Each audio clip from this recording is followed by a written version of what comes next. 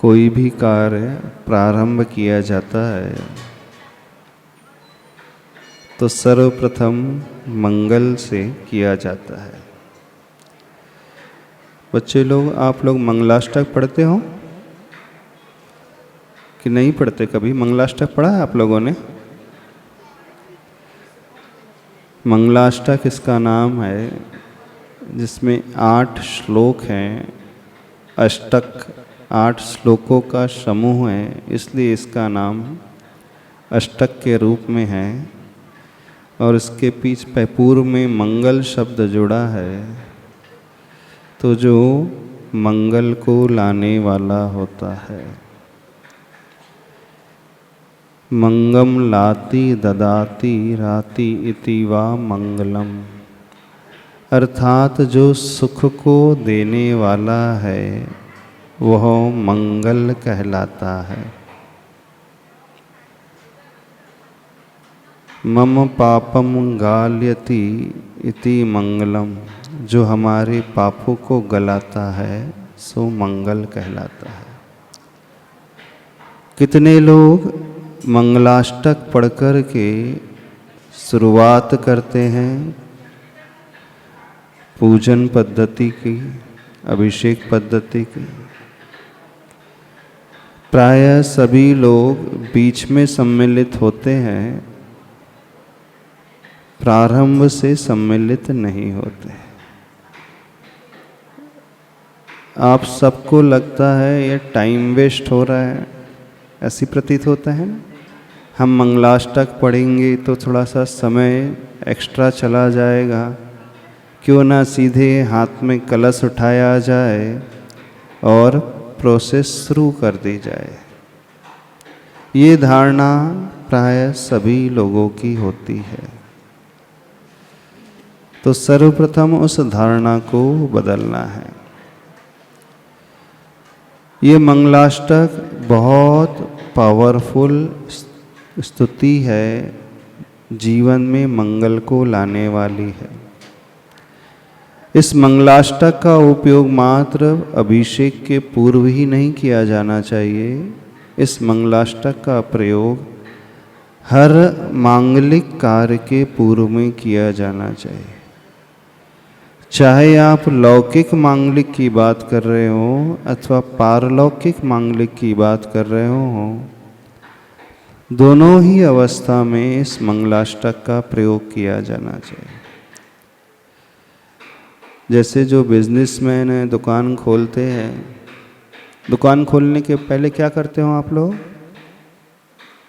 कुछ नहीं करते? नमोकार मंत्र पढ़ते हो 9 बार? नहीं करते। तरीका बता देते हैं। सांसारिक क्षेत्र में भी जो शुरुआत करना चाहते हो तो इस मांगलिक विधि से करो। इसलिए नहीं कि आपको सब कुछ अच्छा मिले, बल्कि इसलिए कि इसके करने से स्वतः ही अच्छा होता है।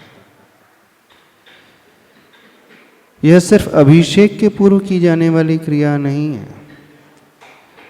प्रतिदिन आप कोई भी लौकिक कार्य करें अथवा प्रातः उठ करके इस मंगलाष्टक का उच्चारण करना चाहिए। घर में कोई विधान भी जो करते हो ना, इनॉग्रेशन आदि फंक्शन होता है, आपको कुछ नहीं आता है, कुछ नहीं जानते हो, तो ये मंगलाष्टक पढ़ना चाहिए। यह सामान्य नहीं, बहुत विशेष है और इसकी रचना आचार्य प्रवर ने की है। अभी शांति से बैठे रहने दो, कुछ मत करो, अभी डिस्टर्ब मत करो।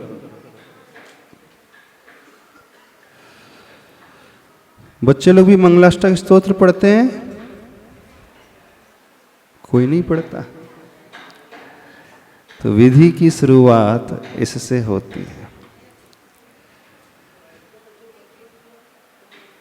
इसमें जो श्लोक लिखे गए हैं, हर श्लोक के पीछे एक बहुत बड़ी भावना छिपी हुई है, और ऐसी भावना जो सबके मंगल की कामना करने वाली भावना, स्व का मंगल, पर का मंगल, जगत का मंगल, प्राणी मात्र का मंगल, सबके मंगल की कामना इसमें छिपी हुई है। कितने लोग रोज मंगलाष्टक पढ़ते हैं? कितने लोग अर्थ समझ करके पढ़ते हैं? अर्थ समझ करके कोई नहीं पढ़ता। थोड़ा सा उसी विधि को आज यहाँ समझा देते हैं। अब यहाँ शुरुआत इस मंगलाष्टक की कौन से श्लोक से हो रही है? अरहंतो भगवंत। प्राचीन जिनवाणी यदि आपने देखी होंगी तो उसमें मंगलाष्टक में यह श्लोक नहीं आता है, श्रीमन नम्र सुरासुरेंद्र मुकुट प्रद्योत रत्न प्रभा। इस श्लोक से उसकी शुरुआत होती है। पहले और दोनों ही श्लोक में, दूसरे श्लोक में पंच परमेष्टि को स्मरण किया गया है और वे मंगल करें ऐसी भावना भाई गई है। जो प्रथम श्लोक है वो श्वेतांबरों के जिनवाणी में मिलता है और धीरे धीरे वहीं से यहाँ पर आ गया है। दूसरा श्लोक है, ये आचार्यकृत माना जाता है, दिगंबर आचार्यकृत।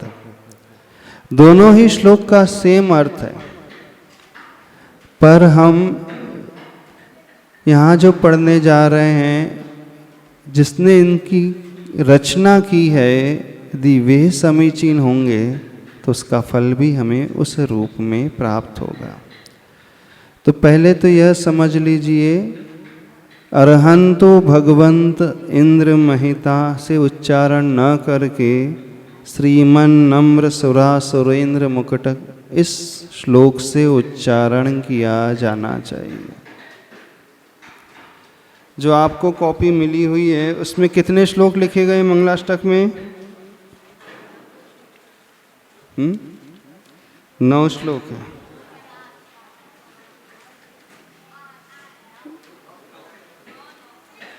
अब जब अष्टक जुड़ा है तो इसका अर्थ है 8 होना चाहिए, और संख्या बढ़ रही है, इसका अर्थ है कहीं ना कहीं एक बढ़ोतरी तो हुई है। मंगलाष्टक लिखा है ना, अष्टक का अर्थ होता है 8 का समूह। तो यहाँ 8 होना चाहिए और श्लोकों की संख्या आ रही है 9। तो एक श्लोक कहीं से ऐड हो गया है एक्स्ट्रा यहाँ पर, और वो कौन सा श्लोक है? तो ये प्रथम नंबर का श्लोक है। ठीक है, अब थोड़ा सा ध्यान से समझना। सर्वप्रथम इस प्रथम श्लोक का उच्चारण हम करते हैं। आप सभी लोग उच्चारण करें, जो आपकी कॉपी में 2nd नंबर का लिखा है। यह श्लोक जो है अथवा यह स्तोत्र है, शार्दुल विक्रीडित छंद में लिखा गया है। 12 अक्षर के पश्चात आपको थोड़ा सा विराम लेना है और उसके पश्चात 9 अक्षर आएंगे। तो जहाँ 12 अक्षरों की गिनती समाप्त हो जाएगी, आप थोड़ा सा विराम लोगे तो अपने आप एक लय बन जाती है। चलो सभी लोग पढ़ लें। श्रीमन नम्र सुरा सुरेंद्र मुकुट। कितने अक्षर हो गए? यदि काउंटिंग करोगे तो 12 अक्षर हो जाएंगे। आधे अक्षर की काउंटिंग नहीं की जाती है। आपको पढ़ने का तरीका पहले समझा देते हैं। श्रीमन नम्र में 4 अक्षर हो गए, सुरा सुरेंद्र में 5, 4 और 5 9, और मुकुट में कितने अक्षर हो गए? 3, 9 और 3 12। तो यहाँ 12 अक्षर हो गए, तो यहाँ थोड़ा सा हमें विश्राम लेना है। श्रीमन नम्र सुरा सुरेंद्र मुकुट। अब उसके बाद प्रद्योत लिखा है, संयुक्त अक्षर है, तो एक्स्ट्रा थोड़ा सा प का उच्चारण आएगा। मुकुट प्रद्योत रत्न प्रभा। भास्वद पाद नखेन्दवः प्रवचना बोधिन्दवः स्थायिनः ये सर्वे जिन सिद्ध सूर्यनुगतास् ते पाठकाः साधवः स्तुत्या योगिजनैश्च पञ्चगुरवः कुर्वन्तु ते मंगलम्। ऐसा भी पाठ करते हैं, कुछ लोग पढ़ते कुर्वन्तु मे मंगलम्। एक तीसरा पाठ भी आता है कुर्वन्तु नो मंगलम्। क्या अंतर है? प्रत्येक श्लोक के अंत में मंगल शब्द आएगा और कुर्वन्तु मे मंगल, ते मंगल, नो मंगल। आपकी प्रति में कौन सा पाठ है? मे है कि ते है? मे मंगल। संस्कृत के अनुसार मे का अर्थ होता है मेरा, ते कहेंगे तो तुम्हारा और नो कहेंगे तो हमारा। होना क्या चाहिए? कुर्वन्तु नो मंगलम, अर्थात हम सबका मंगल हो। अथवा मे मंगलम मेरा मंगल, ते मंगलम तुम्हारा मंगल, नो मंगलम हम सबका मंगल। अथवा तीन तरीके से इसे पढ़ सकते हैं। आप लोग क्या पढ़ते हो? मैं पढ़ते हो कि ते पढ़ते हो कि नो पढ़ते हो? क्या पढ़ते हो बताओ? तीनों पढ़ते हैं। अब देखें, इसमें अंतिम चरण में लिखा है कुर्वन्तु नो मंगलम। कुर्वन्तु अर्थात करें, नो यानी हम सबका मंगल करें। तो मंगल की भावना भाई गई है, और जहाँ मंगल की भावना भाई जाती है वहीं से धर्म ध्यान की शुरुआत हो गई है। तो किसको ध्यान में रख कर के मंगल की भावना भाई गई है? पंच परमेष्टि आते हैं। देखने तीसरी लाइन में लिखा ये सर्वे जिन, जिनका अर्थ है अरिहंत, सिद्ध, सिद्ध परमेष्टि। सूर्य लिखा है, वहाँ पे वो सूर्य यानी आचार्य, संधि विच्छेद करेंगे।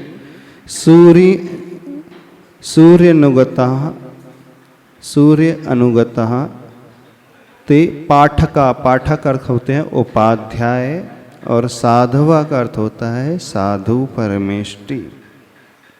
अर्थात अरिहंत, सिद्ध, आचार, उपाध्याय और साधु परमेष्टि सबका मंगल करें।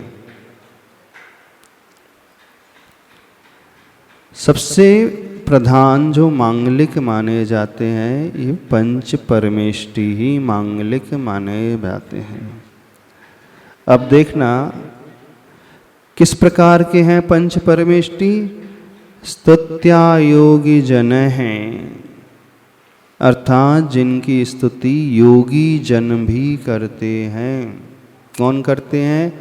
बड़े बड़े मुनिराज, रिद्धिधारी महाराज, आचार्य, परमेष्टि भी जिनकी स्तुति करते हैं। किनकी स्तुति?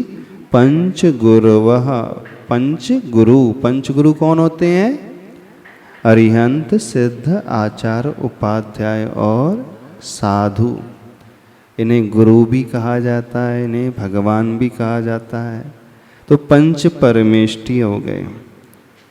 और कैसे हैं वे परमेष्टि? अब पहली पंक्ति में आए, श्रीमत, श्री से संपन्न है, लक्ष्मी से सहित हैं। यहाँ उनकी विशेषता बताई जा रही। वे पंच परमेष्टि लक्ष्मी से सहित है। कौन सी लक्ष्मी? अब आप कहोगे भगवान के पास तो धन होता नहीं, होता है धन?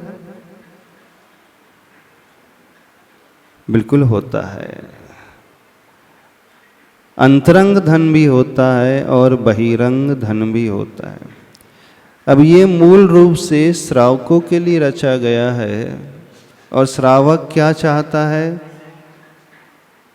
सही से बताओ,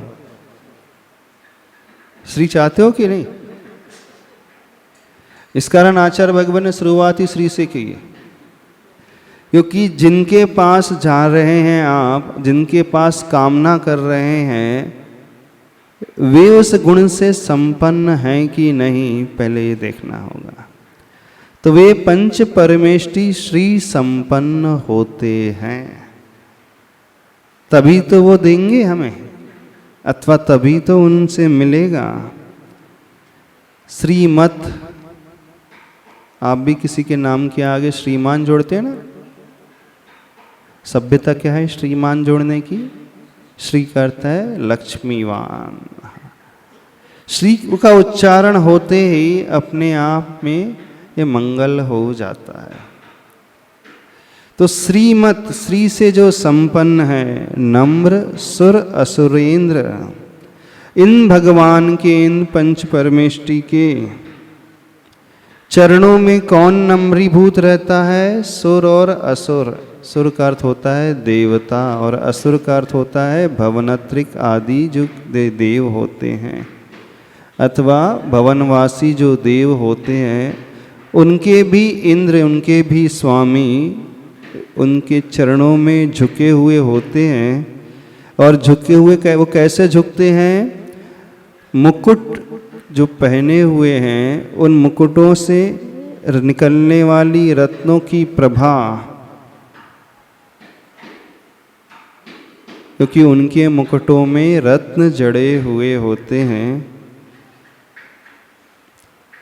और वो रत्न प्रभा जो है जिन चरणों की नख रूपी चंद्रमा को वृद्धिंगत करने वाले हैं।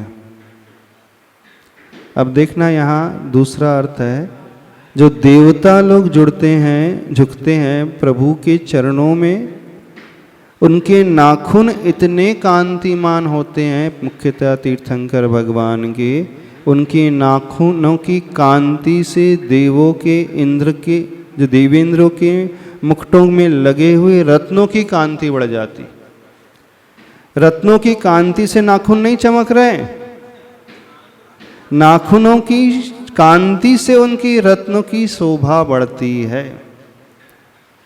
तो यहाँ वे देवी देवता भी इनके चरणों में नतमस्तक होते हैं। और आप किसको पूजते हो? किसके चक्कर लगाते हो? देवी देवताओं के।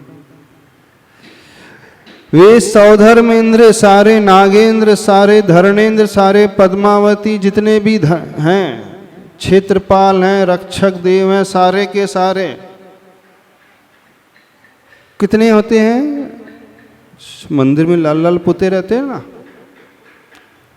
सिंदूर पुता हुआ होता है। क्षेत्रपाल है, फलानी देवी है, पद्मावती है, चक्रेश्वरी है, उनके भी स्वामी, उनके भी इंद्र इन अरिहंत भगवान के चरणों में झुके हुए होते हैं। तो आप किसे मांगलिक मानते हो? किसकी पूजा करते हो? मुख्य रूप से किसका सिंदूर लेकर के जाते हो? इधर उधर देवी देवताओं का तो सिंदूर नहीं लगाते अपने माथे में।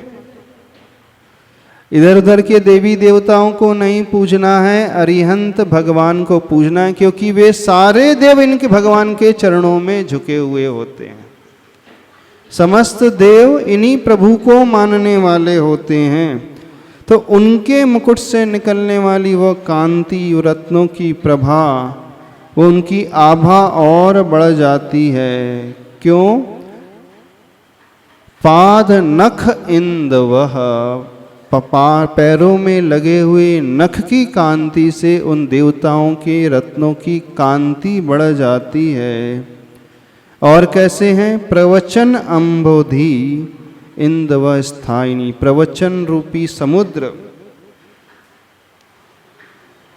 को जो वृद्धिंगन करने के लिए कैसे हैं, इंदु का अर्थ होता है चंद्रमा, उस चंद्रमा की भांति जैसे चंद्रमा की कलाएं बढ़ती हैं, ऐसे वे प्रभु जो हैं प्रवचन के समुद्र, जिनवाणी के समुद्र, उनके चरणों में समस्त देवताओं के इंद्र नतमस्तक होते हैं। और वे प्रभु जो हैं श्री से संपन्न हैं, लक्ष्मी से बहिरंग और अंतरंग लक्ष्मी से संपन्न हैं। तो जो ऐसे हैं,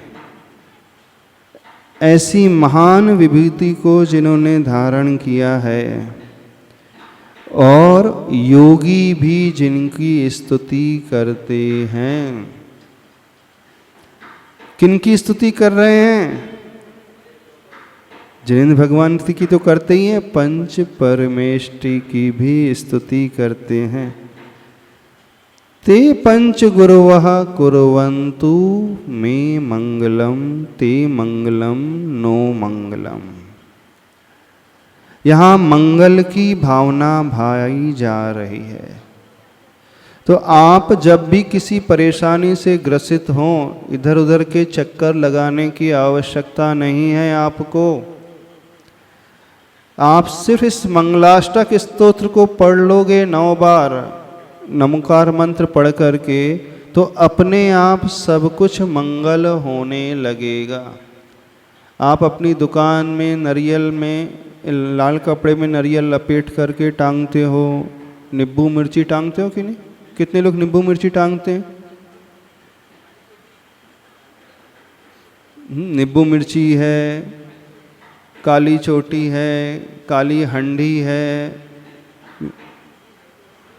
नेगेटिव एनर्जी को भगाने के लिए ये सब करते रहते हो कि नहीं?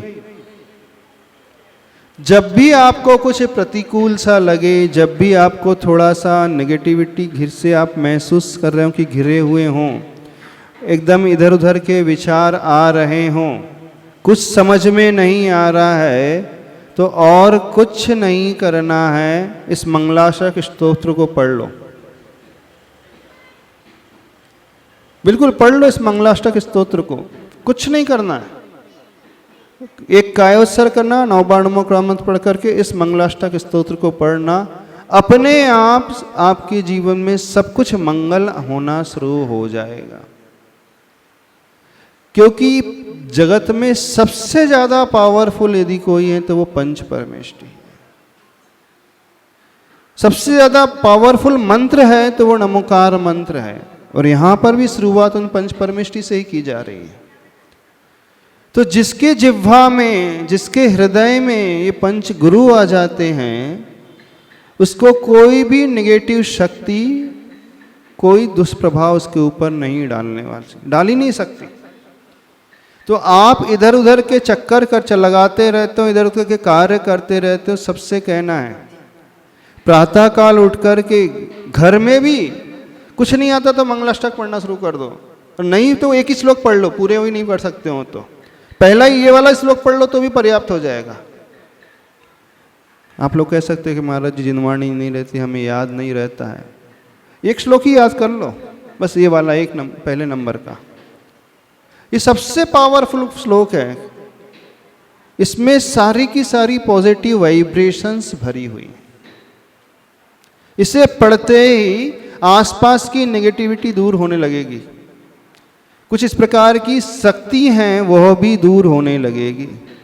जिन्हें सबसे अधिक डर लगता है उनसे कह रहे हैं, कई लोगों को बहुत डर लगता है। डर लगता है ना, एक अंधकार का डर है, उसकी हम बात नहीं कर रहे हैं। एक भविष्य का डर है, उसकी हम बात कर रहे हैं। शरीर का डर है, बीमारी का डर है, उसकी हम बात कर रहे हैं। तो जिन्हें बहुत डर लगता है किसी भी निमित्त को लेकर के, और कुछ आए अथवा ना आए, कुछ करो अथवा ना करो, बस इस प्रथम श्लोक को पढ़ लेना। हम लालच नहीं दे रहे हैं आपको। कुछ लोग सोच रहे होंगे महाराज जी लालच देने लगे, लोभ दिखाने लगा दे। नहीं, इसका प्रभाव है वो हम बता रहे हैं। विडंबना ये है कि आप लोगों ने इसके महत्व को आज तक समझा ही नहीं। किसी ने नहीं समझा। क्योंकि जन्म से मिला है ना आपको, आपकी जिनवाणी में लिखा है, तो आप बोलते हैं हम तो हमेशा पढ़ते ही रहते हैं। और जब ये भाव आ जाता है तो आपकी श्रद्धा टूट गई, श्रद्धा रही नहीं। फिर कह रहे हैं जब भी कुछ ऐसा वैसा लगने लगे, इधर उधर के विचार आने लगे, घबराहट पैदा होने लगी, कुछ ना सूझता हो, कुछ ना भी आता हो, तो बस इस श्लोक को पढ़ लेना। और ज्यादा है तो जो शेषाक्षत होते हैं ना, आपके पूजन करने के पश्चात जो आप द्रव्य से पूजा करते हो भगवान की मंदिर में, और पूजा करने के बाद थोड़े से पुष्प बचे रहते हैं, तो उन बचे हुए पुष्प को लेकर के जाना, इस मंगलाष्टक स्तोत्र को पढ़ करके अपने घर में दुकान में छिड़क देना, सारी आला दूर हो जाएगी। किसी पुजारी को बुलाने की आवश्यकता नहीं, किसी पंडित को बुलाने की भी आवश्यकता नहीं, ना पप्पू पुजारी ना फलाना पुजारी, किसी को नहीं बुलाना, किसी को भी आवश्यकता नहीं है बिल्कुल। ना आपको नींबू मिर्ची टांगने की आवश्यकता है, ना नारियल लाल कपड़े में टांगने की आवश्यकता है, ना काली हंडी टांगने की आवश्यकता है, ना ट्यूब है ना टायर। हाँ, क्या क्या टंगा रहता है, काले बाल की चोटी है एक, और क्या क्या लटका रहता है, लटका रहता है ना। कुछ नहीं करना है, इस स्तोत्र के इस श्लोक को अथवा पूरा श्लोक पूरा पढ़ लो अष्टक, और जो शेषाक्षत हैं यानी जिनसे आपने, जिन द्रव्य से आपने पूजा की है, सामान्य चावल की बात नहीं कर रहा है, ध्यान से सुनना, आप चावल उठाओ नहीं, जिस द्रव्य से आपने प्रभु की पूजा की है मंदिर में, अपना द्रव्य होना चाहिए, और उसके जो शेष बचे हुए पुष्प आदि होते हैं उसे घर लेकर के जाना, दुकान लेकर जाना, मंगलाष्टक पढ़ के छिड़क देना। जब भी आपको थोड़ा सा ऐसा वैसा लगने लगे, सब नेगेटिव शक्ति जो दूर हो जाएगी। ये आपके पास दिया हुआ है लेकिन आपको पता ही नहीं है, ये बहुत मांगलिक है, क्योंकि शुरुआत ही इस मंगल से हो रही है, इस मंगलाचरण से हो रही है। क्योंकि जिसका नाम ही मंगलाष्टक है, तो मंगल वो कहलाता है जो आपके पापों को भी गलाए और आपको सुख भी ला करके दे। मंगल भावना सुख की भावना कहलाती है, मंगल भावना दूसरों के दुख को दूर करने वाली भावना कहलाती है। और जितने भी लोग अभिषेक करने आते हैं उसमें से हमने बहुत सारे लोग देखे हैं, जब पूरा मंगलाष्टक हो जाता है, पूरी विधि कंप्लीट हो जाती है, उसके बाद आते हैं, कलश उठाते हैं और एक नमोकार मंत्र पढ़ करके ढार के चले जाते हैं। ऐसी करते हैं ना। तो आपने प्रारंभिक मंगलाचरण किया ही नहीं, और जब प्रारंभिक मंगलाचरण नहीं करता है व्यक्ति, बीच से सम्मिलित होता है, तो एक प्रकार से आसाधना मानी जाती है, दोष माना जाता है, अविनय मानी जाती है, अवहेलना मानी जाती है। आपको पूरा फल कभी मिलेगा ही नहीं, प्राप्त नहीं होगा, कभी पूरा फल नहीं मिलेगा। प्रारंभिक मंगलाचरण कभी नहीं छोड़ना, भूल करके भी। अभिषेक की बात कर रहे हो ना, और मैक्सिमम लोग छोड़ देते हैं। जितने लोग अभिषेक करते हैं ना, इनमें से बाद में सम्मिलित हो जाते हैं। जब अभिषेक हो गया, आधा हो गया, तो हाँ एक कलश उठाए चलते बने। आपने प्रारंभिक स्थिति को ही छोड़ दिया, जहां से भूमिका बनती है। और प्राय आपको ये लगता है इसमें टाइम वेस्ट हो रहा है, हमको तो सर अभिषेक करना, हमारा अभिषेक का नियम है, तो हमें भगवान को नहलाना है। नहीं, विधि पूर्वक जब तक कार्य नहीं होगा, वो अभिषेक की पूजा की आपकी प्रक्रिया जो है आपको फलने वाले ही नहीं।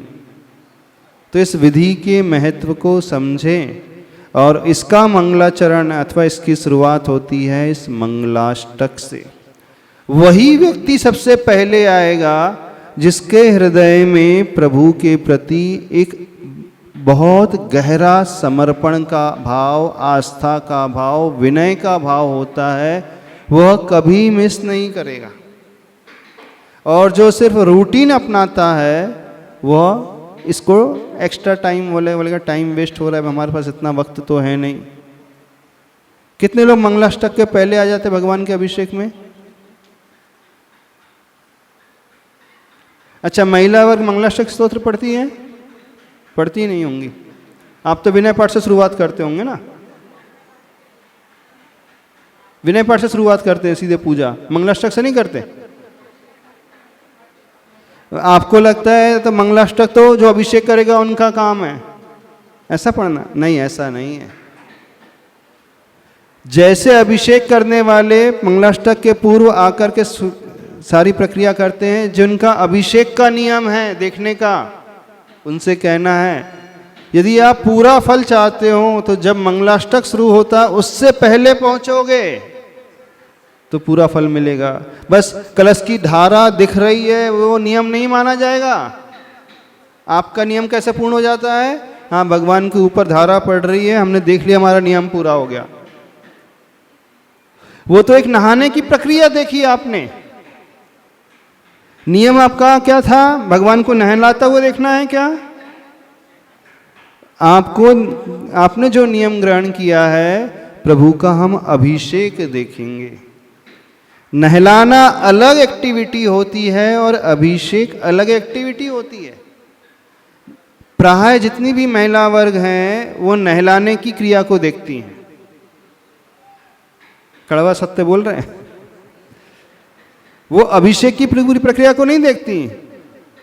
वो क्या सोचती हैं, हमारा तो काम है ही नहीं, ये तो जो अभिषेक करते हैं उनका काम है, हम उतनी देर तक हम आएंगे, उतनी देर से पहले से आ जाएंगे तो हमको कितना समय लगेगा।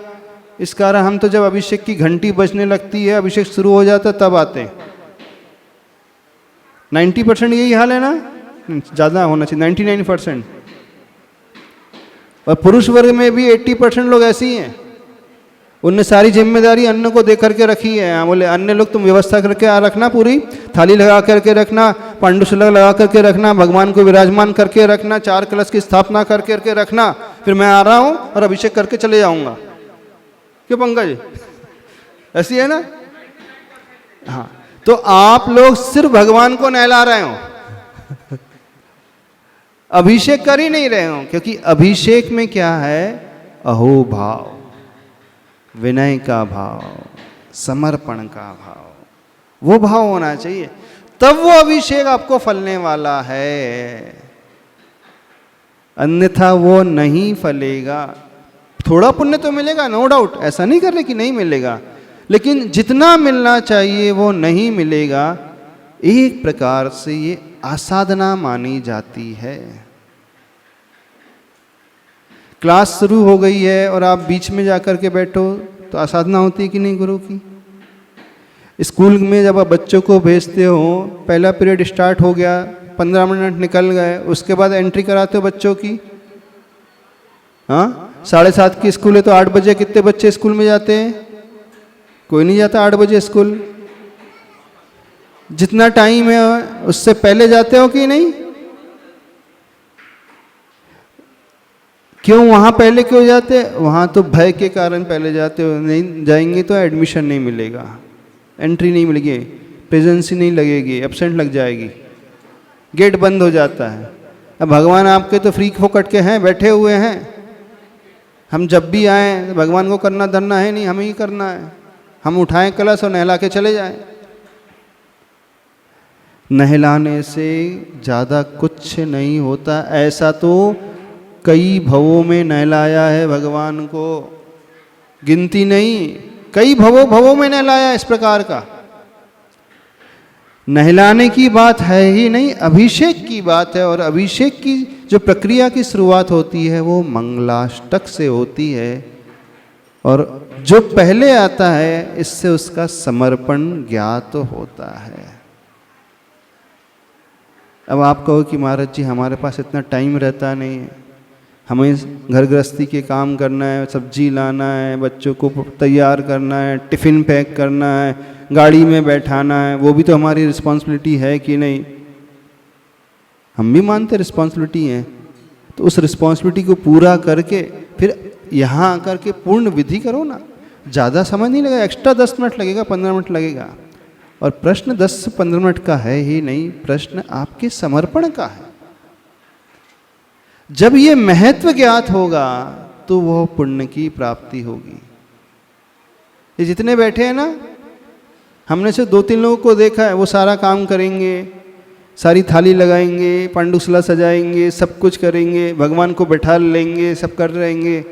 फिर सब बड़े राजा महाराजा जैसे बाद में सब बहुत सारे लोग आते हैं और नहला करके चलते बनते हैं। वो उठाएंगे भी नहीं भगवान को, बोले जिनने बैठाया वही उठाए, हमने थोड़ी बैठाया भगवान को पांडुशला में।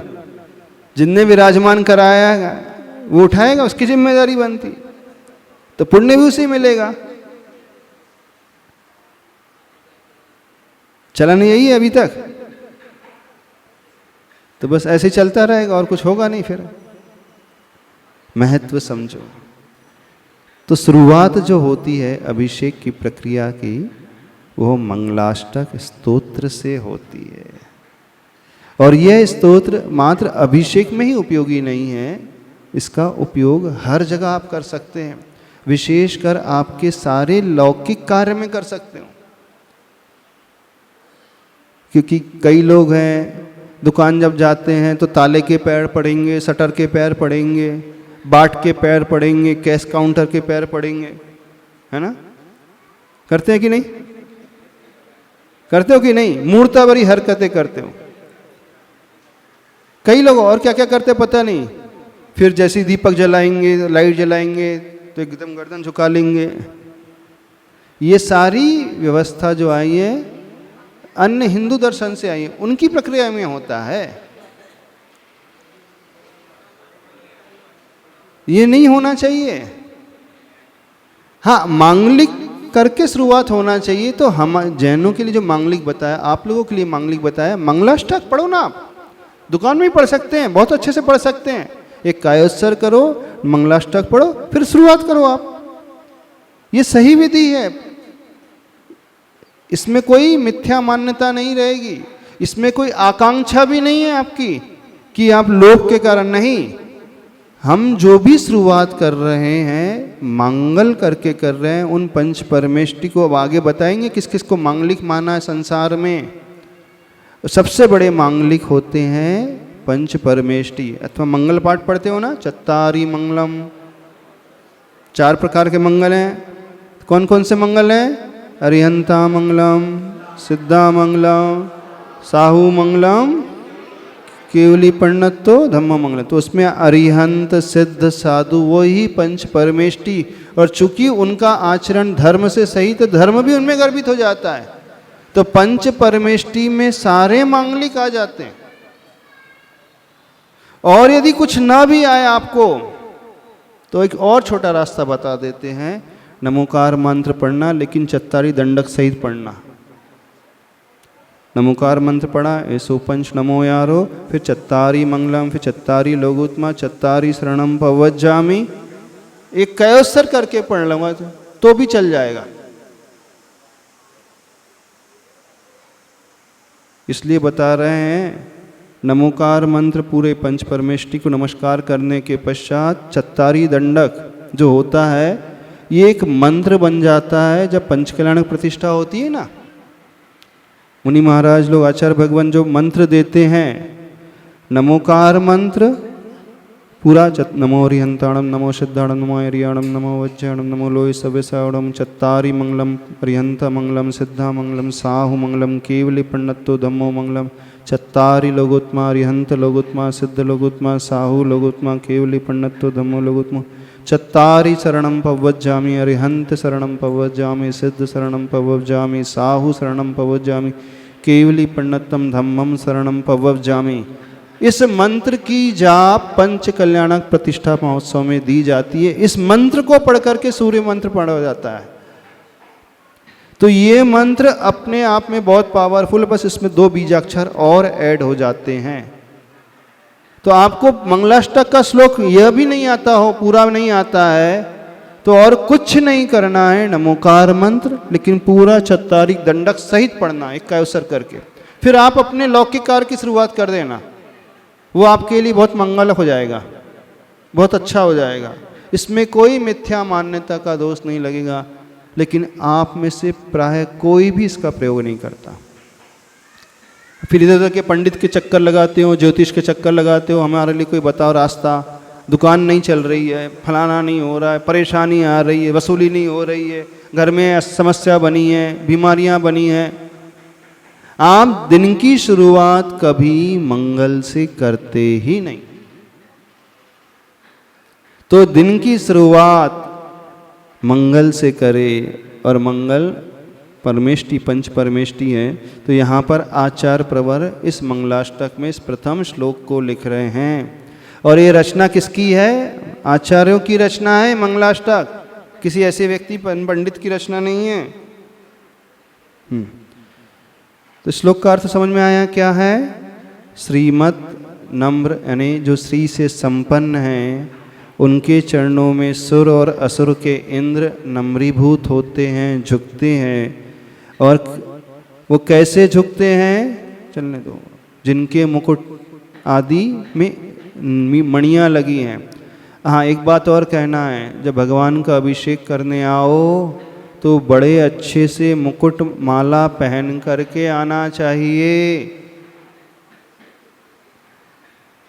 इंद्र बनकर के अभिषेक किया जाता है, गरीब बनकर के अभिषेक नहीं किया जाता है। वैभव संपन्न होकर के अभिषेक किया जाता है। इसलिए जब भी बड़े बड़े विधान होते हैं, पूजा के अनुष्ठान होते हैं, वहाँ सबसे पहले पात्रों की स्थापना होती है, पात्रों का चयन होता है। कौन से पात्र? सौधर्म इंद्र आदि पात्रों की। क्यों? क्योंकि वे ही सही रूप में भक्ति भाव से वैभव संपन्न होकर के पूजा करते हैं। तो पूजा के तरीकों को सिखाने वाले वे होते हैं। तो कभी भी गरीब बन कर के पूजा ना किया करे, अभिषेक ना करो। क्या बन करके अभिषेक करो? वैभवशाली इंद्र बन करके अभिषेक किया करो। खाली सिर नहीं होना चाहिए। जैसे वो मुकुट पहना होता है, बाजूबंद पहना होता है, करधनी पहना होता है। तो आप लोगों के पास इतना सोना चांदी है तो अपना एक सेट बना लो, चांदी का ही बना लो। सही, चांदी का मुकुट, चांदी के बाजूबंद, चांदी की करधनी, चांदी की माला, उसमें सोने का पॉलिश कर दो, अपना पर्सनली बना लो, वो लेकर के आओ। ऐसे भी श्रावक होते हैं जो सोने का मुकुट बना करके भगवान की पूजा करते हैं, इसमें पहन करके सोने के बाजूबंद, सोने के कंगन, कड़े और सोने के पूजा के बर्तन से करते हैं। और आप हो कंजूस, सोना सबके पास है, चांदी सबके पास है, लेकिन सब तिजोरी में रखा हुआ है। कहाँ पहनते हो? फंक्शन में, शादी में। लेकिन उस आभूषण को पहनना चाहिए भगवान के अभिषेक के समय। कई श्रावक ऐसे हैं, वे बाकायदा अपना डिब्बा लेकर के आते हैं, उसमें सारे आभूषण भर के धोती दुपट्टा पहनते हैं और आभूषण पहन करके फिर करते हैं, और फिर बाद में अपने साथ लेकर के चले जाते हैं। यदि आपको डर लगता है कि मंदिर में रहेगा कि नहीं, सुरक्षित कैसे हो पाएगा, नहीं है तो मंदिर वाली कमेटी वाली व्यवस्था करें। वैसे मुकुट की व्यवस्था तो हो गई है, बाकी और चांदी की माला है, चांदी के बाजूबंद है, उसमें गोल्ड पॉलिश करा लो, ब्रेसलेट है, कंगन है और करधनी। करधनी मात्र महिलाओं का आभूषण ही नहीं है, इंद्रों का भी आभूषण होता है। जो उस ड्रेस में पहन करके करोगे तो अलग फीलिंग उत्पन्न होगी, लगेगा कि हम भगवान का अभिषेक कर रहे हो। आप तो ऐसी फटी सी धोती पहनते हो, गंदी सी धोती पहनते हो, कोई बाजू में खड़ा हो जाए तो दुर्गंध आने लगे। और है ना, ऐसी पहनते हो ना। कितने लोग अपने घर में जो है उतरे हुए वस्त्र पहनते दूसरों के, चोर बाजार से कपड़े खरीद के लेके आते हो, कभी किसी के उतरे हुए पहनते हो? क्यों नहीं पहनते भाई? महाराज जी गरीब हैं क्या? और मंदिर में धोती आपकी अपनी धोती है? नहीं महाराज जी, मंदिर में जो व्यवस्था है धोती है, तो आज की दूसरे ने पहनी, कल आपने पहन ली, नहीं दूसरे की उतरनी तो पहन रहे हो कि नहीं? तो लगता नहीं आपको शर्म नहीं आती? हम दूसरे की उतरन पहन करके भगवान की पूजा कर रहे हैं। हाँ, लगता नहीं, कुछ विचार नहीं आता। यानी एक ही धोती वो रोटेट होते रहती है। और जो आपकी मंदिर की धोती हैं किस में धुलती हैं? ड्राई क्लीन में, तो वॉशिंग मशीन में, सर्फ में कि पानी से? आपका 16 कैसा है? पानी में भीगा और आ गया। हफ्ते में एक बार धुलती होंगी, बाकी रोज भीगती होंगी। आपके जो घर के शर्ट पैंट हैं हफ्ते में एक बार धुलते होंगे, बाकी भीग करके निकल जाते होंगे, ऐसा होगा? नहीं, वहाँ तो एकदम चकाचक होना चाहिए, साफ होना चाहिए। और धोती दुपट्टे हैं आपके 16 की धोती जो शुद्ध होना चाहिए, वो सबसे ज़्यादा अशुद्ध धोतियाँ होती हैं, सबसे ज़्यादा अशुद्ध। आपने शुद्धि किसे समझा है? गीली करके डालने का नाम शुद्धि है। गीली करके डालने, सुखाने का नाम शुद्धि है ही नहीं। स्वच्छ हो जाना चाहिए, हाइजीनिक होना चाहिए, बैक्टीरिया फ्री होना चाहिए, यानी धुली हुई होना चाहिए, कभी दुर्गंध ना आए। और कभी भी भूल करके भी फटे हुए छिद्र वाले धोती दुपट्टा ना पहने, और जो बनियान भी छिद्र वाली ना पहने। हमने ऐसे भी करोड़पति को देखा है, बोली तो करोड़ों की ले लेंगे, लेकिन उनकी बनियान में छेद है, वो बदलते ही नहीं है। बोले इतनी जल्दी क्या बोले, इनर गारमेंट तो कौन देखता है? करोड़पति हैं, बनियान का ही काम होगा उनका, होजरी का ही काम होगा।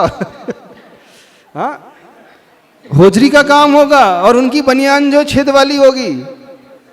क्यों बोले, क्यों अभी रिजेक्ट करें? भूल कर एक बात और कहना चाहते हैं, थोड़ा विषय खुला तो बता देते हैं। जिन बनियान को पहन करके आप अभिषेक करते हैं, वो मंदिर की सारे वस्त्र अलग होना चाहिए, दिन भर उसे नहीं पहनना चाहिए। आपको जो दिन भर पहनना है वो दूसरे वस्त्र होना चाहिए, दूसरी जोड़ा होना चाहिए। मंदिर के धोती दुपट्टा सारे इनर गारमेंट्स डिफरेंट होना चाहिए, आहार के इनर गारमेंट डिफरेंट होना चाहिए। आप मंदिर में अभिषेक करोगे, फिर वहीं उसी पहन करके भोजन भी कर लोगे, गाड़ी में चले जाओगे, दुकान चले जाओगे। जो मंदिर के वस्त्र हैं, यदि पर्टिकुलर वो डिसाइड हो जाए तो उन वस्त्रों में भी बहुत ज़्यादा एनर्जी आ जाती है। यदि उन शुद्ध वस्त्रों को आप घर में टांग दो ना, तो कोई बुरी नज़र नहीं लग सकती उन वस्त्रों को देख करके। कोई आपके ऊपर गलत प्रहार भी करना चाहे, सुनते हो ना, उसने जादू कर दिया, ये कर दिया, फलाना कर दिया, बांध दिया है। जिस घर में धोती व दुपट्टा शुद्ध, जहाँ रोज, जिनसे रोज अभिषेक पूजन होता है, यदि घर में वो लटकते रहें तो उस वस्त्रों में इतनी एनर्जी आती है कि वहाँ कोई नेगेटिव एनर्जी आ ही नहीं सकती, बुरी शक्ति वहाँ पर आ नहीं सकती। इन वस्त्रों में इतनी कैपेसिटी हो जाती है। लेकिन कब होगी? जब इनका उपयोग सिर्फ आप जो है धार्मिक कार्यों में करोगे, सांसारिक कार्यों में नहीं करोगे। लेकिन विडंबना यह है कि उन्हीं वस्त्रों में आप अभिषेक पूजन कर लेते हो, और उन्हीं वस्त्रों से आप टॉयलेट भी चले जाते हो कि नहीं? उन्हीं वस्त्रों में आप भोजन भी कर लेते हो। अच्छा, कितने लोगों का जो है पूजन के सारे वस्त्र का सेट डिफरेंट रहता है? धोती दुपट्टा और इनर गारमेंट डिफरेंट रहते हैं कि इनर गारमेंट वही पहन करके चले जाते हो दुकान।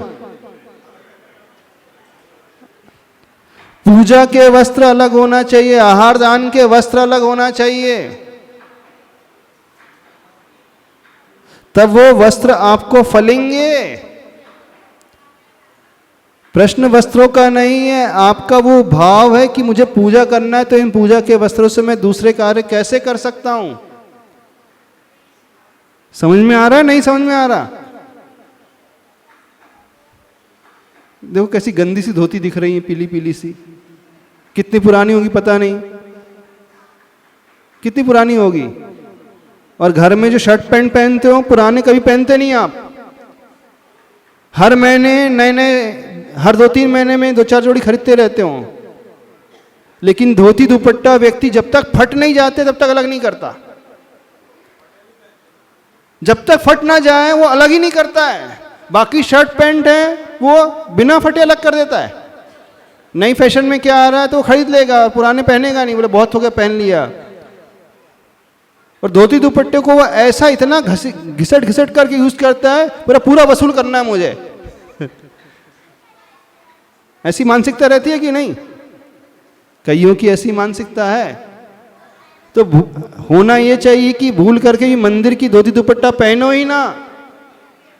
मेडिकल साइंस के अनुसार बता रहे हैं, आपने जो धोती पहनी कल किसी और व्यक्ति ने पहनी थी, मान लो जी उसे एक्जिमा हो, स्किन एलर्जी हो, तो बैक्टीरिया उसमें आते हैं कि नहीं आते? वो बैक्टीरिया पानी में धोने से भी नहीं निकलते, सर्फ में भी धुलने से नहीं निकलते जब तक उसे बॉईल ना किया जाए। जैसे कोरोना काल में मास्क हो जाता था, आता था, तो अब एक दिन के बाद रिजेक्ट कर देते कि नहीं, कि धो करके फिर से यूज़ कर लेते थे? नहीं, उसको पूर्ण रूप से बैक्टीरिया फ्री करने के लिए या तो घंटों तक उसको बॉइलिंग वाटर में उबालना पड़ता है, तब कहीं जाकर के वो बैक्टीरिया उसके नष्ट होते हैं। तो आप जिन वस्त्रों को पहन लेते हो, किसी को स्किन एलर्जी हो, कोई बीमारी हो, तो लगेगी कि नहीं? इसका डॉक्टर्स कहते हैं कि दूसरों के वस्त्र नहीं पहनना चाहिए। अब उसी के पसीने की बदबू आ रही है, वो पानी में भिगोने मात्र से दूर नहीं होती है, हो जाती? यदि हो जाती तो आप भी अपने शर्ट पैंट ऐसे धोया ना करो, पानी में डाल करके यूज़ कर लिया करो। नहीं, वहाँ तो बार बार धोएंगे, बार बार, और वॉशिंग पाउडर का और न जाने किसका उपयोग करोगे। क्या समझ में आ रहा है?